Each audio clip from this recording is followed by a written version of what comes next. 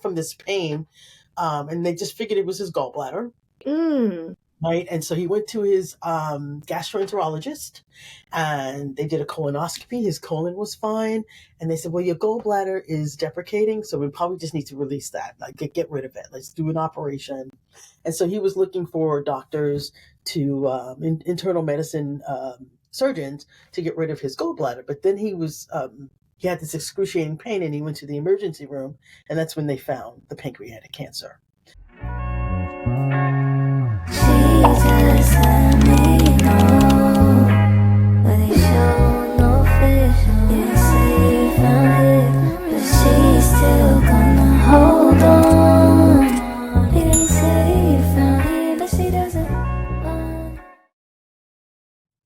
Hello, everyone, and welcome back to another episode of A Widow's Journey, Strengthening What Remains. And today we have Deborah DeWitt. I am so grateful to have her here. I thank her so much for her time because she is actually out of the country. So thank you so much for being able to attend this podcast and to share your love story. So I'm just going to let you have the floor, Deborah, and I want to hear all about your love story. Sure. Thank you, Nicole, for having me. Yeah, I am in Amsterdam, Netherlands, and my husband and I moved here in 2020 during COVID. But let me go back to how we met. Okay. Right? My husband and I met online when online dating was not what it is today. Right? We met in 2002. Online dating was very new. So people had to write real profiles, right? And you have to really spell check, right? It wasn't like a swipe left or right. Right. And so it was a little different, a little bit more granular than it is today. Yes. Right?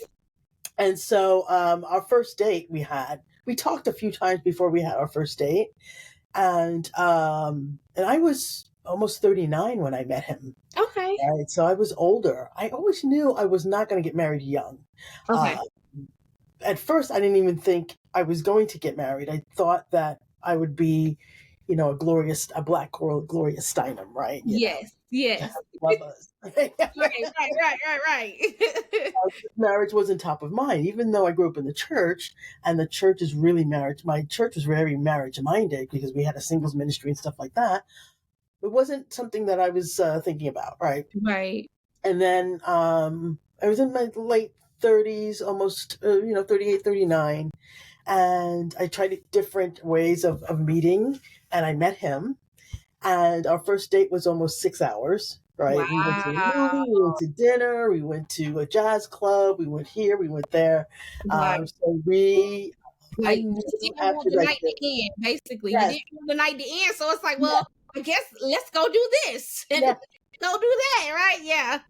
I remember so I said I was born and raised in New York, right? So we were in New York, and it was one of the coldest nights in Manhattan, right? But we were going up and down Manhattan. We went to 72nd Street downtown to a jazz club, and we went to a movie. And I believe I myself knew then that I really liked this person, right? And so we started dating regularly. Maybe a couple of weeks after, right? We talked on the phone a few times after, and we got engaged maybe a year later.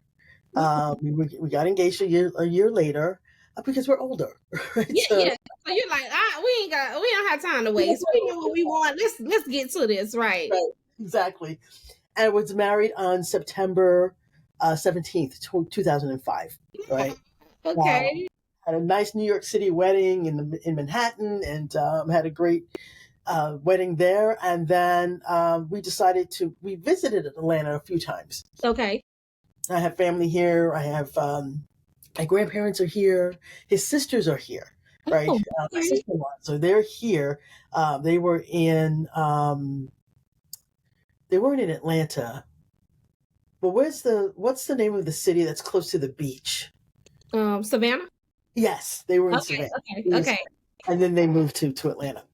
And so we were looking, and we knew that we wanted a house, and buying a really nice size house in New York City is a couple of million, and buying a really nice size house in Atlanta it's a couple 100,000. Right. And we were blessed enough to be able to move our jobs, right? Because we're in IT. Both of us, we can work from anywhere. Oh, Right? that's great. What we need to do is log in and work, right? Right. So we were able to do that. And then my mom followed, and then my sister followed. And then my uncle, who was living in Harlem, followed. So everybody followed. Right. And then his sisters followed from Savannah to Atlanta. So we can also do there. And we were married and had a wonderful marriage, right? I'm not saying it was perfect. There were days, Nicole, Oh. my hands. Listen, just right here, like if I just do it hard enough, I don't want to knock you all the way out. Right. To show you I'm not playing. You know? Exactly. Just enough for the the lightheadedness. Right. Just enough for the lightheadedness. I'm gonna bring you back.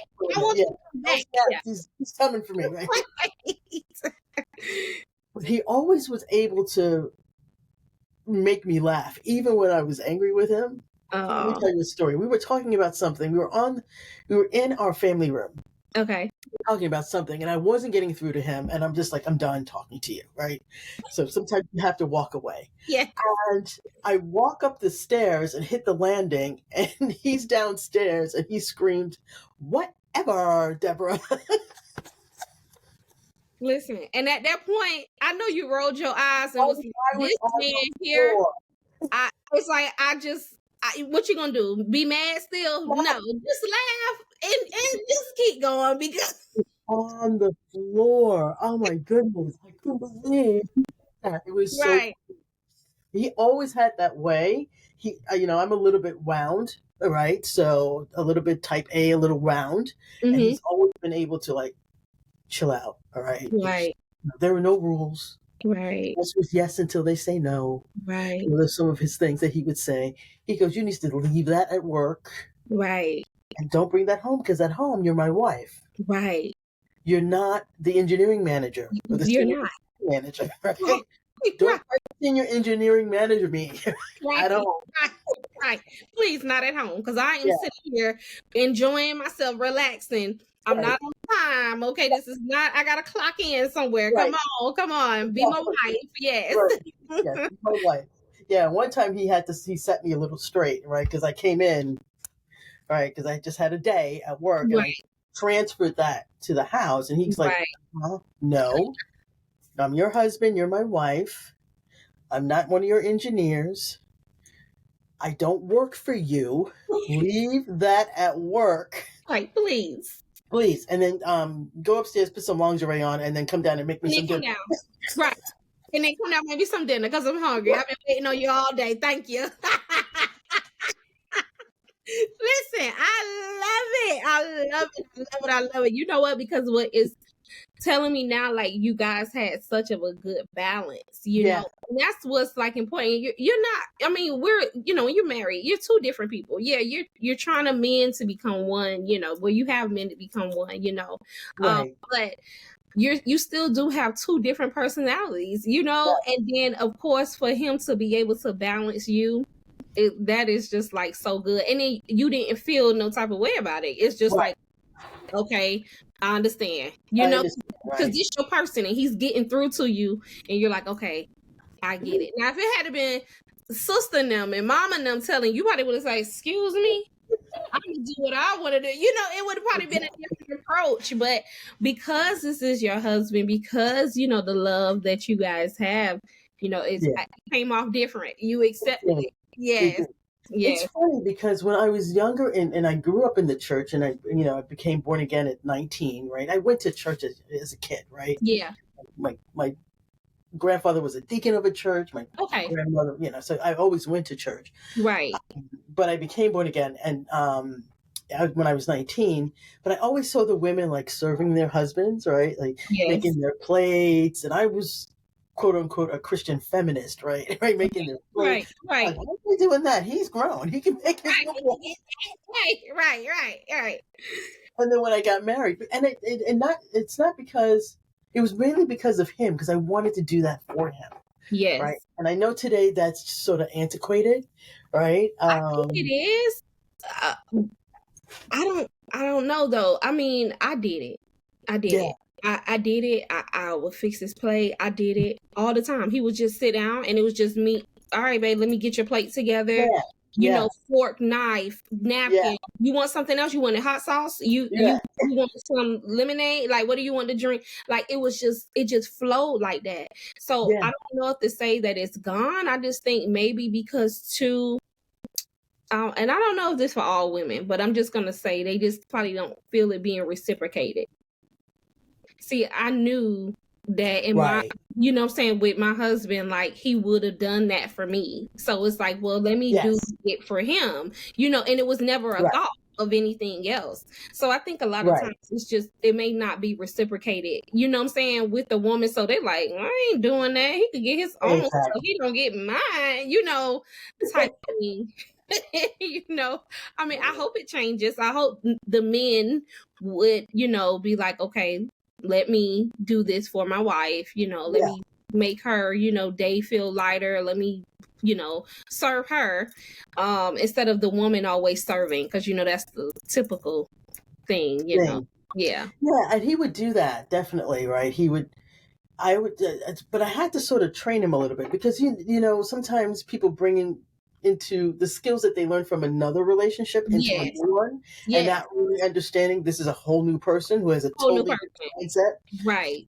And so I would say, you know what? Just when you're at the store, just pick me up some flowers, right? Right. Because I love flowers, and he would do Right. that all the Yeah. time. Okay, Me just too. something, I had right? to tell my husband the same thing. Like after a while, it was been like, you know what? Like when it's my birthday, like don't go to the store like the morning of my birthday, go the night before. So when I Yeah, wake up in the morning, I you're can there, have my flowers and my balloons and maybe a cake if you wanted to give me a cake.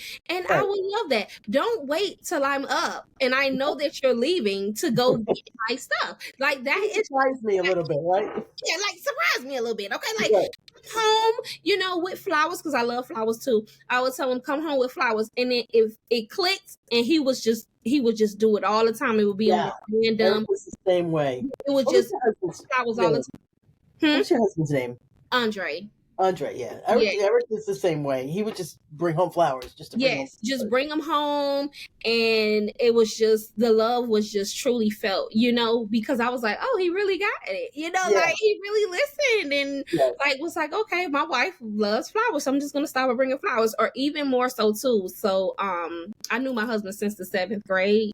Mm. Since the 7th grade. So, Skittles, he used to bring me Skittles when we were in the 7th grade. So, as being older, he would stop at a store and he would bring me home Skittles. So that was like equivalent to flowers to me too. Yes, He didn't yes. bring flowers because I was just so happy that I was like, oh my God, you thought of me. Like you brought me Skittles, So many things. I think today people expect those grandiose things, but Nah, it's really the small things the small things. that they're paying attention, right? Yeah. It's really the small things. It's the grandiose things work, right? I mean, Yeah, they're great, but definitely. sometimes it's just something really tiny, all right? You Really fold tiny. the laundry. The laundry. Now, I'm going to tell you the truth, Deborah. So for the, let me see, my husband, Andre, has been gone now. It's almost going to be 2 years. Okay. But I'm going to say for the last 4 years of our marriage, I did not do laundry. I did not cook. Mm. So when it was time for me to do laundry again, I was just throwing everything in there because I didn't care. Right. I didn't care if the whites turned blue. I didn't care if the pinks. Come up with tie dye. I did not care. I was just throwing. I said, well, you know what? The clothes are washed. Right. Like that's because at the time of the grief, when it's heavy on you, I'm just Yeah. like, well, the kids' clothes are washed. I don't care. They're washed. They have clean clothes. Oh, your white shirt now looks a little blue. Yeah. Oh, well, it's Another one cool. later. It's like it's okay. So I did not cook or wash clothes for about 4 years. The latter 4 years. And when I had to redo it, I was like, okay. What if, especially when it was cooking, I'm like, you guys want a corn dog? I can warm that up. It was just like, you have to relearn. Yeah. Relearn everything. Yeah. So like How long has it been since Two Eric and has a half passed? years. Oh, Two two and and a a half. half years. Okay. Yeah. It'll Okay. be 3 in September. Okay. It'll be Yeah. 3. Was it around your anniversary? He died 2 weeks before my anniversary. Our Oh man, anniversary. I'm He sorry to died on hear. September 5th. He passed on September 5th, and our anniversary is on the 17th. 17th, right? We were Yeah. trying to get to the anniversary, but he wasn't able to make it. Right. Right. Yeah. So during that time of when he passed away, like, did you have family support? He did. Okay. He passed away here in the Netherlands. Oh, So he was diagnosed February 25th, 2021. Now we moved to Amsterdam in July, August 2020, but he okay. was finishing up a project and then moving to Amsterdam with me. So he came to Amsterdam in October and we stayed until December.